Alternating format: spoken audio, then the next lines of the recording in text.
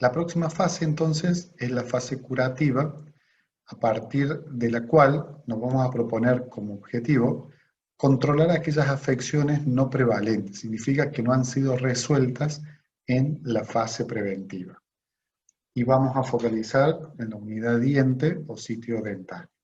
Vamos a fijarnos que acá, como actividades, vamos a tratar todas las lesiones de los tejidos que incluyen el asiento en esmalte, dentina, la pulpa dental o todo lo que tiene que ver con las infecciones eh, pulpares, periapicales, periodontales, eh, y las prácticas clínicas que se van a desarrollar durante esta fase curativa son los tratamientos operatorios, endodoncias, exodoncias. Por ejemplo, en este paciente que vemos que en la etapa preventiva lo que se generó es la propuesta de gran control de biopelícula y remineralización. Vemos que todas las superficies se encuentran en una situación de mayor estabilidad de cuando comenzó posiblemente el tratamiento de ese paciente. Entonces, llega el momento, después de haber controlado y que adquirió un hábito de higiene por medio de los padres y que generó una cuestión de estabilidad a nivel de los insumos de azúcares sobre todo, y que se ha propuesto un aporte de fluoruros en un formato y una sistematización bastante acorde para la remineralización, llega el momento de comenzar a resolver por unidad diente. En este sentido, entonces, vamos a tomar cada uno de los elementos, vamos a hacer las remociones y vamos a hacer las operatorias en el caso que hiciera falta, las endodoncias en el caso que fuera necesario profundizar la complejidad de la afección de la pulpa dental, eh, siempre teniendo presente que vamos a identificar de esas fases iniciales de la enfermedad que tiene que ver con ese diagnóstico precoz realizado en la etapa preventiva y la consecuente inactivación de caries, para el tratamiento en esta etapa donde voy a realizar ya la intervención más quirúrgica. Y quirúrgica me refiero a la remoción de aquello que no es recuperable, no es cicatrizable, que tiene que ver con el tratamiento de la lesión de caries, eliminando, por supuesto, la menor cantidad posible de la estructura dentaria. El precepto que veíamos en el trabajo práctico integrado correspondiente tiene que ver con odontología de mínima intervención.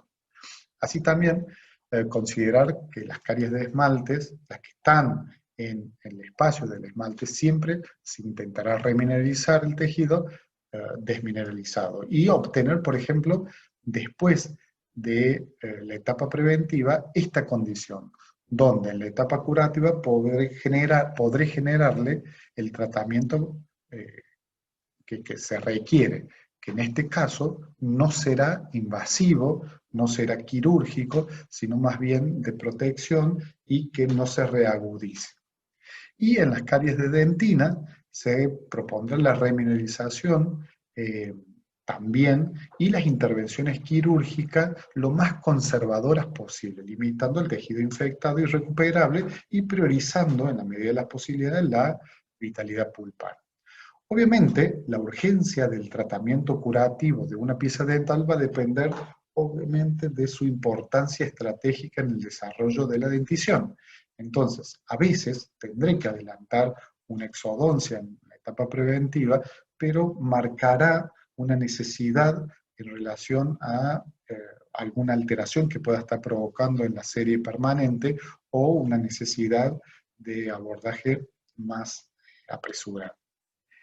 La próxima fase tiene que ver con la de rehabilitación, donde el objetivo va a proponer devolver tanto la forma como la función del sistema estomatognático, proponiendo la restitución, como en este caso vemos en la figura, coronaria, mediante la rehabilitación de esas coronas, por ejemplo, con una coronita estampada.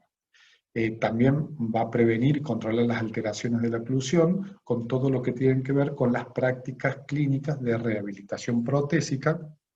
Por ejemplo, un paciente que llega en condiciones de deterioro muy significativos, donde se propone el tratamiento pulpar de todas las piezas anterosuperiores y la rehabilitación en esta etapa de lo que es cada una de las piezas, con la colocación de coronas. Finalmente, la fase de mantenimiento y control. Esta fase se va a caracterizar por el objetivo que tiene que ver con mantener el nivel de salud de los logros obtenidos durante el proceso del tratamiento. Y acá vamos a realizar como actividades generar una periodicidad de citas de control y el refuerzo sistemático del huésped en cuanto a remineralización. Esta fase va a comprender un programa de revisiones periódicas individualizadas para cada uno de los pacientes. Una vez ejecutado el plan de tratamiento, se va a evaluar el cumplimiento de los objetivos propuestos al inicio de la atención clínica. Y si el paciente disminuye las condiciones de riesgo que inició, se citará de acuerdo a las condiciones que uno considera que puede llegar a sostener y evaluar los logros obtenidos en cuanto a estabilidad. Y esto podrá ser desde mensual, bimestral, trimestral, semestral o anualmente según las necesidades tanto del profesional como del paciente y el momento en que se encuentre ese paciente.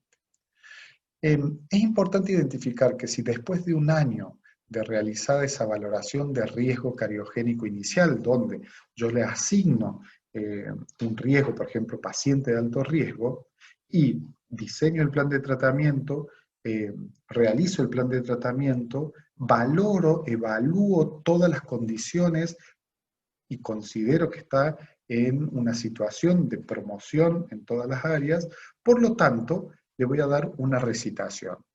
Esa recitación va a ser durante el primer año posterior al fin del plan de tratamiento, va a ser cada 3 meses, porque es un paciente de alto riesgo y que requiere una supervisión más acompañada. No significa que en la primera supervisión a los 3 meses yo valoro, está todo bien, hago los indicadores de biopelícula, veo cómo va la técnica, la higiene, hago una topicación de flúor y ya le digo, bueno, ya pasaste a un bajo riesgo, volvé dentro de un año.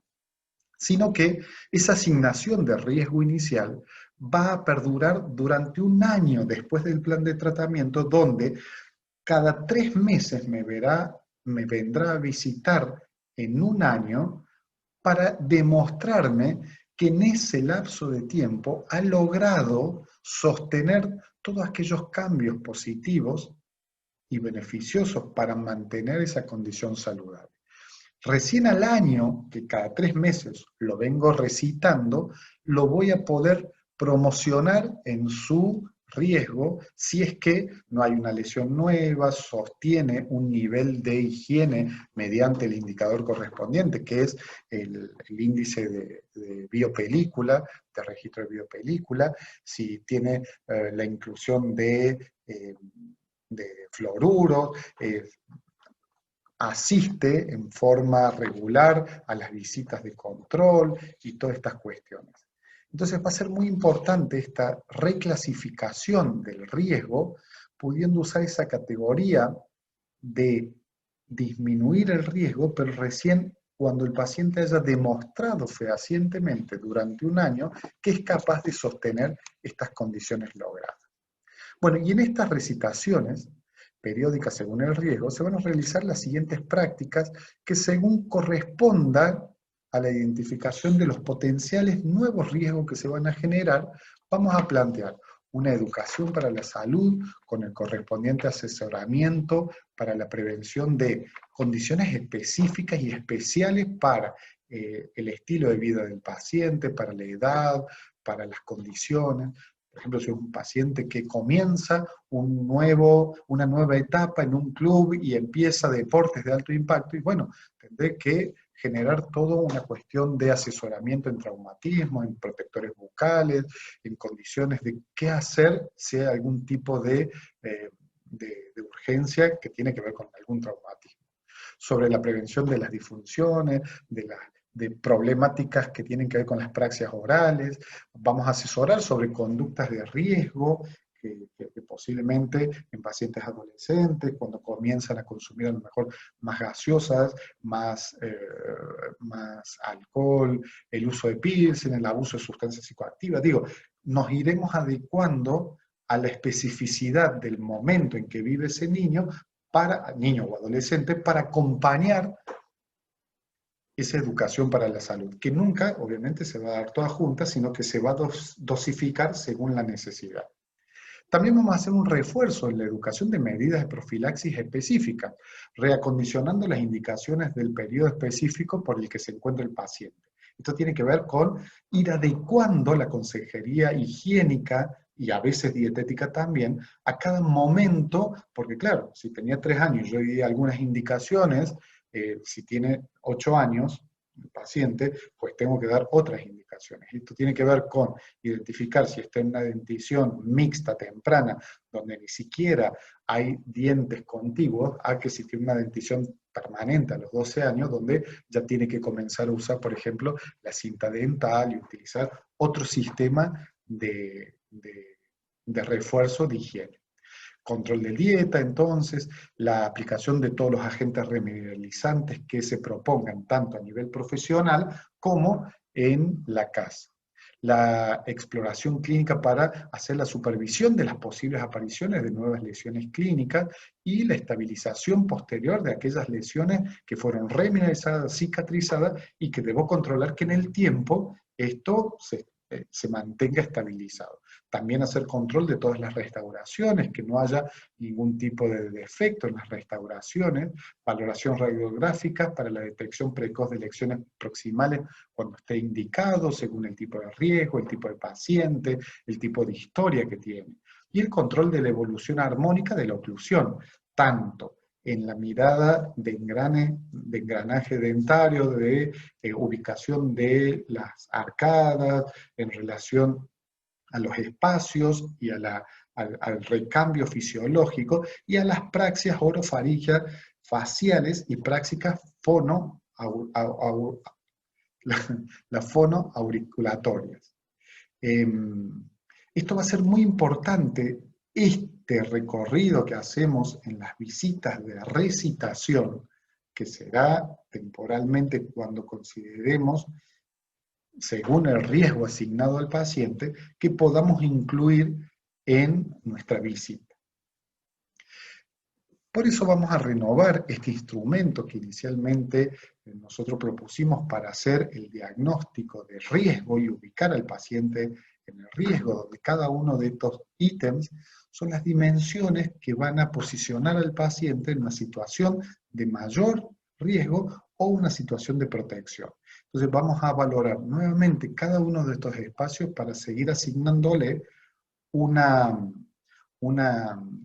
valoración en cuanto a ir encontrando el espacio de ir generando la reversión del aspecto de riesgo al aspecto de protección. Bueno, y finalmente vamos a, hacia el final del tratamiento, vamos a indicar el alta integral. Acá planteamos dos tipos de alta integral 1 y alta integral 2. Quizás el alta integral 1 es la que, después de todo el proceso de atención de ese paciente, hemos llegado a una situación de una estabilidad que uno corrobora que va a ser estable en el tiempo, que hay hábitos y conductas muy favorables para mantenerse en una situación de salud, y que va a implicar la unidad que tiene que ver con la resolución de todos los problemas específicos y el nivel de complejidad alto, porque tiene que ver con la rehabilitación también y demás. Pero va a haber elementos que va a tener que ser ya tratado por el especialista, aquellos que quedaron pendientes de la cuarta subfase de la etapa preventiva, son los que ahora tenemos que redireccionar. Si el paciente tiene que hacer un tratamiento de ortodoncia, tiene que hacer algún tratamiento otorrinolaringológico, con algún cirujano, cualquier tratamiento según la necesidad particular, es el momento, después de terminado el alta integral 1, de indicar la continuidad del abordaje por otra disciplina.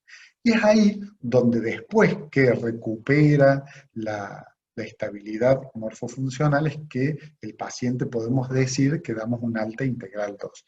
Entonces el alta integral 2 tiene que ver con situaciones más de construcción interdisciplinaria que la específica. Entonces, en odontopediatría básicamente vamos a manejar el alta básica y el alta integral 1, y cuando en equipos de salud podemos manejar las altas integrales de tipo 2. Importante esto de los controles y mantenimiento, porque llega la etapa donde uno hace las evaluaciones. El control tiene que ver con las evaluaciones inmediatas que uno realiza. Este artículo plantea y dice que una de las consecuencias de que la caries dental sea una enfermedad multifactorial es que un programa preventivo en particular que tiene éxito en un grupo de población no tiene por qué serlo en otro grupo de población con diferentes hábitos culturales y de comportamiento. Es decir, todos los logros que nosotros podemos llegar a tener en un tiempo y en un espacio determinado, como le asignamos la contextualización como un valor fundamental que puede generar cambios, decimos que es importante acompañar. Por eso la complejidad de la enfermedad, en la cual estamos inmersos en el abordaje, el entendimiento, el acompañamiento, también implica que la caries dental nunca se pueda prevenir al 100% a nivel individual o social. Lo que implica es que un odontólogo bien entrenado debe monitorear regularmente a los pacientes para detectar cualquier cambio sutil en las condiciones ambientales en cuanto a su condición bucal para evitar la aparición de nuevas lesiones o la profundización o empeoramiento de las lesiones que vienen en marcha. Esto es importante porque nos posicionamos en un lugar de acompañar procesos. Odontopediatra, en la etapa después de dar el alta integral, debe acompañar el proceso. Es importante señalar que independientemente del plan de tratamiento seleccionado, dentro de los procedimientos sugeridos, cada paciente debe ser incluido en un programa de motivación y de educación que busque la desorganización sistemática de la biopelícula dental por medio del cepillado dental y la adopción de una dieta baja en azúcares. Esto lo plantea un artículo muy reciente, del año 2020, de la revista de odontopediatría latinoamericana, donde a partir de la pandemia se genera una irrupción en cuanto a la forma de abordar y a los planes de tratamiento que veníamos realizando, donde ahora, con ciertas limitaciones en cuanto a la exposición del paciente a varias visitas y la aerolización mediante técnicas de alta velocidad, con turbina o con los elementos que tienen que ver con la aerolización, se propone una modificación. Entonces se genera un protocolo que aplica el monitoreo de lesiones inactivas tanto en esmalte como en saliva. Entonces, la revista de odontopediatría latinoamericana plantea un flujograma de opciones de tratamiento de acuerdo a las características de estas lesiones de caries. Y ahí, bueno, los colores asignados tienen que ver con la severidad de las lesiones, que van señalando distintos tipos de tratamientos y, bueno, los tratamientos van a ser empleados para tratar diferentes patrones de lesiones de caries. Las estrategias para el tratamiento de las lesiones de caries activas van a ser o en lesiones iniciales, lesiones moderadas o lesiones avanzadas. Estas lesiones iniciales las vamos a encontrar en esmalte no cavitado, tiene que ver con las lesiones C1 de Pitts, o sea, mancha blanca, donde se va a proponer un refuerzo de supervisión del cepillado, una resina infiltrante que es aquellos tratamientos que proponen un sellado de esa superficie lisa, un barniz fluorado, en la aplicación del diaminofluoruro de plata, el material utilizado como cariostático, y el sellante de fosa y fisura cuando la mancha blanca está en esmalte no cavitado en una superficie oclusal. Entonces, la forma de abordar terapéuticamente incluye estas decisiones clínicas. Ahora bien, si hay una lesión moderada donde el esmalte está cavitado, el esmalte y está confinado en esmalte, la lesión es una C2 de Pitt, plantea un barniz fluorado, el diaminofluoruro de plata, el cariostático, un sellador. En cambio, si ya incluye y pasa de el esmalte a la conexión amelodentinaria, pasando el primer tercio de dentina, la lesión de caries, puede ser un sellante según las condiciones, el tratamiento restaurador o traumático o la remoción selectiva del tejido cariado. Y finalmente, las lesiones avanzadas, donde ya hay una caries, una lesión amelodentinaria con una dentina cavitada, se va a proponer distintos tratamientos que tienen que ver con el diaminofluoruro de plata, la técnica restauradora traumática, el manejo no restaurador de la cavidad, la técnica de Hall y la remoción selectiva del tejido cariado. Todo esto en un contexto de una base de cepillado con pasta dental fluorada y el control dietético. Si vemos, todo esto incluye la técnica, o sea, la fase preventiva de lo que es el abordaje del paciente que nosotros hemos realizado. Acá, claro, como está orientada a lesiones de caries, no incluye todos aquellos elementos que tienen que ver, por ejemplo, con situaciones que tienen que ver con la oclusión, con la función y con la salud general, que incluye, por ejemplo, o sea, labios descamados. Uno, en el momento que lo ve, tiene que generar algún tipo de indagación para ver si ese problema se debe a un defecto de algún tipo de vitamina o alteración en la alimentación y donde uno deba generar algún tipo de intervención. Bien, entonces a partir de lo que es el recorrer de cada una de las etapas del abordaje del paciente niño, llegamos a la última etapa que tenía que ver con la evaluación que hemos realizado de todo el proceso, evaluación inmediata y la mediata en el tiempo. Ahora bien, ese plan de tratamiento tiene que ver con una lógica más profesionalizante. Y ahora yo les propongo generar una discusión en relación al consenso del proyecto terapéutico. Es decir, cuando un plan de tratamiento se transforma en un proyecto terapéutico. Y este proyecto terapéutico sigue teniendo la misma lógica epistemológica que habíamos hablado, de ser integral, individualizado, contextualizado, de alto contenido preventivo e interdisciplinario. Vamos a pensar desde este lugar. Este artículo, publicado el año pasado, propone y dice que la toma de decisiones compartida se considera el modelo más deseable para las prácticas en entorno de salud. Pero, ¿qué es una toma de decisiones compartida? Si en realidad yo cuando hice el plan de tratamiento, diseñé en mi cabeza una estructura para solucionar cada una de las problemáticas que el paciente presentaba.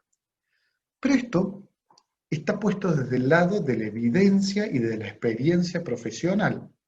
Hasta ahora no ha participado el paciente ni en la toma de decisiones ni en las decisiones finales, cosa que sí necesita un proyecto terapéutico. Porque el plan de tratamiento es una disquisición teórica que hace el profesional. Ahora, el proyecto terapéutico se trata de el momento en que uno baja el plan de tratamiento y lo lleva y lo discute con el paciente, en realidad con el padre y con el niño, según también la especificidad y la forma en que voy a expresar esas cuestiones. ¿Cuándo se transforma en un proyecto? Un proyecto tiene que ver con la adhesión de las dos partes. Un proyecto de familia tiene que ver, por ejemplo, un proyecto de pareja en encontrar a alguien con quien compartir y con quien generar una cuestión de intercambios, y a lo mejor en estos intercambios uno tiene que ceder algo para recibir algo y darle lugar al otro para poder darme lugar a mí, porque tiene que ver con los acuerdos, y esos acuerdos se logran a partir de las negociaciones. Un proyecto incluye mucho de negociaciones, y un proyecto incluye partes que están en igual condiciones en relación a el objetivo final. Entonces, tenemos un proyecto en común, entonces ambos, o los que formen parte, van a poner todo de sí para ir tras el objetivo. Ahora bien, ¿cómo construyo ese proyecto? ¿Cómo hago para que la toma de decisión sea compartida? Y nos sigue diciendo este artículo. Les permite la toma de decisión compartida desempeñar un papel mucho más activo en el proceso de la toma de decisiones. Convivimos con numerosos modelos, esto es importante identificar, y métodos para la toma de decisiones en el contexto tanto médico como odontológico. Mucho lo vamos a mejor rescatar de nuestras vivencias en los entornos médicos y odontológicos. Y hay tres modelos para la toma de decisiones: el modelo paternalista tradicional, el modelo informativo o de consumo, y el modelo de toma de decisiones compartidas. El modelo paternalista tradicional se basa en la suposición de que el tratamiento de los proveedores de la atención, en este caso el odontólogo, persigue lo que considera mejor para ese paciente. Es decir, el odontólogo tiene todos los elementos para considerar qué es lo mejor para ese paciente. Y como tal, yo te lo puedo armar y dar. Es decir, el proveedor, el odontólogo, actúa en nombre del paciente, utilizando la capacitación que tengo y la experiencia que tengo. Entonces sustituyo al paciente, yo digo, lo mejor para vos es que te saque este diente, así que ni siquiera te cuento qué te voy a hacer. Este es un modelo paternalista, donde yo me encargué de estudiar mucho, ver mucho y considerar lo que es mejor para vos. Un modelo informativo o de consumo se basa en otro supuesto, en el que solo los pacientes saben, es como la antítesis, solo los pacientes saben lo que es mejor para ellos.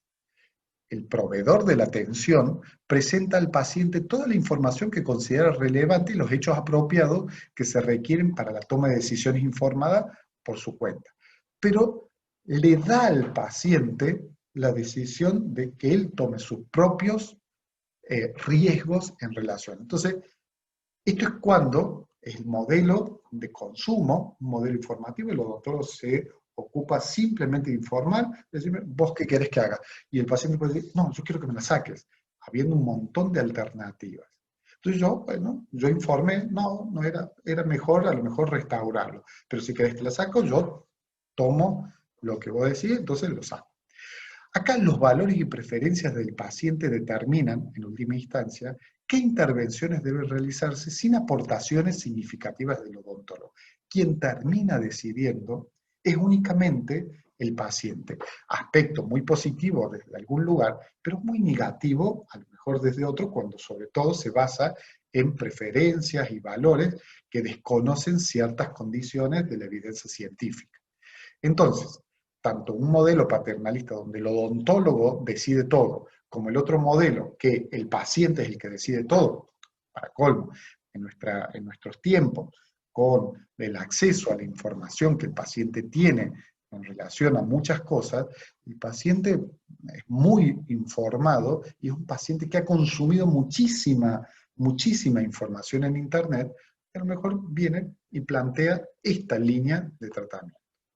Y finalmente, un tercer modelo, que en realidad es la combinación de los dos anteriores, pero posicionado en un lugar diferencial. Este modelo de toma de decisiones compartida va a representar una asociación entre el profesional y paciente.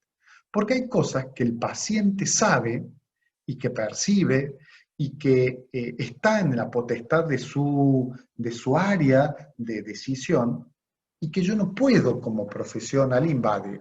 Pero hay cosas que el profesional sabe desde la evidencia, desde el estudio y desde la disciplina, que es necesario que también se comparte. Entonces, esa asociación va a proponer una situación innovadora diferente, donde ese plan de tratamiento que yo pensé desde mi lógica profesional debe ser acordado con el paciente. Y ahí comienzan las negociaciones, sobre todo cuando es un paciente niño. Entonces comienzo, bueno, no más azúcares entre comida. No, ¿cómo? El niño, yo tengo un kiosco, te dice la madre. Entonces, ¿cómo no más azúcar? Bueno, veamos, a ver, vamos a elegir entonces los azúcares que tienen la menor cantidad de azúcares con esta consistencia, vamos a tratar de mutar a que sean azúcares más naturales, entonces que haya fruta. Digo, ahí va a venir la negociación desde una lógica de evidencia a una realidad que el paciente tiene. Y el paciente debe comprender, aceptar y también sentirse protagonista de todos esos cambios, porque tienen que ver con él. Yo no puedo pensar que la salud de ese paciente depende del odontólogo. En realidad depende del paciente, del odontólogo, del sistema. Este modelo de toma de decisiones compartida van a apoyar a los pacientes como los propios expertos en sus propios valores y preferencias, ya que, ya que puede haber diferencias entre los valores de atención que tiene el paciente del profesional. Entonces a veces nos vamos a encontrar con situaciones donde el paciente pide que la preferencia de ellos es no darle valor a lo mejor la rehabilitación de una pieza, y nosotros consideramos que es fundamental para el desarrollo de su oclusión que esa pieza quede en ciertas condiciones. Y a lo mejor pensamos hacer una corona y demás y terminamos negociando y acordando que a lo mejor algún tipo de rehabilitación y con el control sucesivo de esa rehabilitación muy grande puede sustituir a lo mejor a una indicación más estructural protésica, porque llega el momento del acuerdo del modelo de toma de decisiones compartidas, donde ambos vamos a estar comprometidos en la continuidad y el acompañamiento de esos procesos. Entonces, este modelo va a apoyar a los pacientes no solo cumpliendo con su derecho a estar informados, sino también capacitándolos para desempeñar un papel activo en el proceso de la toma de decisiones, abordando sus propias experiencias, percepciones y expectativas en relación a la atención que se le da. La aplicación del modelo de toma de decisión compartida, dice el artículo este, puede disminuir el conflicto, hasta algo muy importante, disminuir el conflicto de decisión del paciente. Es decir, el paciente tiene mucha incertidumbre a la hora de la toma de decisión. Si es algo más hablado, si es algo más acordado, hay una disminución de esa ansiedad. Y sobre todo aumenta la satisfacción con el tratamiento, y el proveedor, el odontólogo, aumenta el conocimiento y el cumplimiento por parte del paciente en relación a las indicaciones que le da el odontólogo. Incluso da mejores resultados de tratamientos de lo que daría en un modelo de práctica totalmente distante, quizás tradicionalista, donde uno hace sin que el paciente sepa lo que se le hace, simplemente es porque el que sabe es el odontólogo. Acá hay una conjunción de saberes donde tiene que ver con esa amalgama social, cultural y de conocimientos que se va a generar, sobre todo pretendiendo este modelo de, de, de entender el proceso de enfermedad, de salud, enfermedad, salud, atención y cuidado. Porque finalmente el que va a generar los cuidados está en el ámbito más cercano de ese paciente, que tiene que ver con su familia, y es ahí donde van a estar los elementos para poder influir en que mi intervención tenga algún impacto duradero en lo sucesivo en el tiempo. Por eso cuando, y para finalizar, realizamos un abordaje integral de este proceso salud-enfermedad, atención, cuidado odontológico del niño, va a requerir principalmente repensar nuestras propias prácticas. Es decir, sí, cuando yo diseño algo, lo diseño desde una lógica puramente individual, profesionalista, o también doy pie al contexto, a la individualidad, al otro, le doy voz al otro para participar en la toma de decisiones. Comprender que este modo de hacer se sustenta en una determinada conceptualización también de salud y de cuidado. Entonces, es coherente el planteo con ese modo de hacer, dándole lugar a ese otro. Y también se sustenta en la noción de la persona que tanto el profesional tiene en relación a la forma en que se va a vincular. También en la noción de entorno familiar y de lo colectivo y la interpretación de lo colectivo que tenga. Y también en la forma de construcción de los saberes y las prácticas que plantean como equipos de salud. Entonces, ya en la singularización de ese diseño del plan de tratamiento, vamos a hacer un equipo de salud, donde yo voy a poner como profesional algún tipo de prácticas, indicaciones y demás, pero vos en la casa, la madre tiene que poner dentro del equipo de salud mucho de sostener todas esas prácticas, el niño mantener, tener la, la capacidad de poder generar la repetición de, por ejemplo, la higiene, la forma de la higiene, los tiempos de la higiene, la inclusión de los remineralizantes, la ubicación en los cumpleaños, de no desbandarse en cuanto a los consumos de azúcares y demás.